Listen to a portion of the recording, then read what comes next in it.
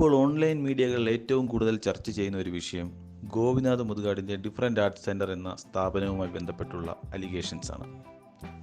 ഒരർത്ഥത്തിൽ പറഞ്ഞാൽ മുതുകാടിനെ അനുകൂലിക്കുന്ന ഒരു വിഭാഗവും മുതുകാടിനെതിരെ ആരോപണങ്ങളുമായി മറുവിഭാഗവും എന്നതാണ് അവസ്ഥ. എന്നാൽ RR ടോക്സ് ഈ വീഡിയോ ചെയ്യാനുള്ള കാരണം മറ്റൊന്നാണ്. RR ടോക്സ് ഒരു ചാനൽ തുടങ്ങുന്നതിന് മുൻപും അതിനുശേഷവും വളരെ ശ്രദ്ധയോടുകൂടി കാണുകയും വിശകലനം ചെയ്യുകയും ചെയ്യുന്ന ഒരു ചാനലാണ് മറുനാടൻ മലയാളി. മറുനാടൻ മലയാളിയുടെ ശ്രീ ഷാജൻ സ്കറിയ അദ്ദേഹം ഏതൊരു വാർത്തയും കൃത്യമായി അവലോകനം ചെയ്ത് ഇരു വിഭാഗങ്ങളെയും കേട്ട് അദ്ദേഹത്തിൻ്റെതായ അഭിപ്രായങ്ങൾ വളരെ ശക്തവും സത്യസന്ധവുമായി പറയുന്നതായാണ് കണ്ടിട്ടുള്ളത്. എന്നാൽ മുതുകാട് വിഷയത്തിൽ ഒരു നിഷ്പക്ഷത അദ്ദേഹം പാലിക്കുന്നില്ല എന്നൊരു തോന്നലുണ്ടാകുന്നു. കാരണം മുതുകാടിൻ്റെ സ്ഥാപനത്തിൽ പോയി അദ്ദേഹം അവിടുത്തെ കാര്യങ്ങൾ മാത്രം റിപ്പോർട്ട് ചെയ്യുന്നു.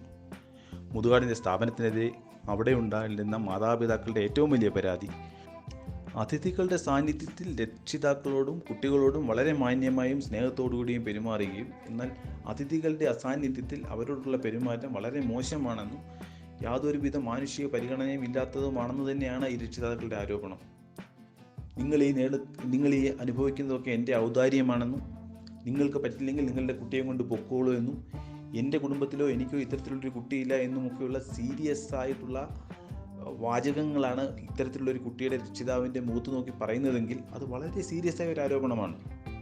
എന്നാൽ ഷാജൻ സ്കറിയ അവിടെ പോകുന്ന സമയത്ത് തീർച്ചയായിട്ടും അദ്ദേഹവും അവിടെ ഒരു അതിഥിയാണ്. അതിഥിയായി അവിടെ എത്തുന്ന ഷാജൻ സ്കറിയയ്ക്ക് ഈ മാതാപിതാക്കൾ പറയുന്നത് പോലെ നല്ല രീതിയിലുള്ള സ്വീകരണം ലഭിക്കും. അദ്ദേഹത്തെ കൺവിൻസ് ചെയ്യിക്കത്തക്ക രീതിയിലുള്ള കാര്യങ്ങൾ അവിടെ പ്രദർശിപ്പിക്കും എന്ന് ഉറപ്പാണ്. ഇതിനെക്കുറിച്ച് വ്യക്തമായ ബോധമുണ്ടായിട്ട് പോലും ഈ ആരോപണം ഉന്നയിക്കുന്ന ഒരാളെ പോലും ഒന്ന് ഇൻ്റർവ്യൂ ചെയ്യാനോ അതിനെക്കുറിച്ച് അന്വേഷിക്കുവാനോ അദ്ദേഹം തയ്യാറാകുന്നില്ല. അങ്ങനെ തയ്യാറായിട്ടുണ്ടെങ്കിൽ അതിനെക്കുറിച്ചുള്ള യാതൊരു വിവരങ്ങളും അദ്ദേഹം ഇതൊരു ചാനലിൽ പ്രസിദ്ധപ്പെടുത്തിയതായി കാണുന്നില്ല. പകരം ഞാൻ അവിടെ നേരിട്ട് പോയി കണ്ടു, ഇതാണ് അവിടുത്തെ അവസ്ഥ എന്ന് പറയുക മാത്രമാണ് ചെയ്തിട്ടുള്ളത്. ഷാജൻ സ്കറിയയോടുള്ള ഒരു ചോദ്യം, എന്തുകൊണ്ടാണ് ഈ മുതുകാട് വിഷയത്തിൽ മാത്രം അങ്ങ് ഏകപക്ഷീയമായ റിപ്പോർട്ടിംഗ് നടത്തുന്നു? ഇത്രയും മാതാപിതാക്കൾ ഈ അലിഗേഷനുമായി മുന്നിൽ വന്നിട്ടും ഇതിൽ ഒരാളെ പോലും ഒന്ന് ഇൻ്റർവ്യൂ ചെയ്യാനോ അന്വേഷിക്കാനോ എന്തുകൊണ്ടങ്ങ് തയ്യാറാകുന്നില്ല? അങ്ങയുടെ സത്യസന്ധമായ മാധ്യമ റിപ്പോർട്ടിംഗ് സത്യമാണെങ്കിൽ ഇതിനൊരു ഉത്തരം നൽകും എന്ന് പ്രതീക്ഷിക്കുന്നു.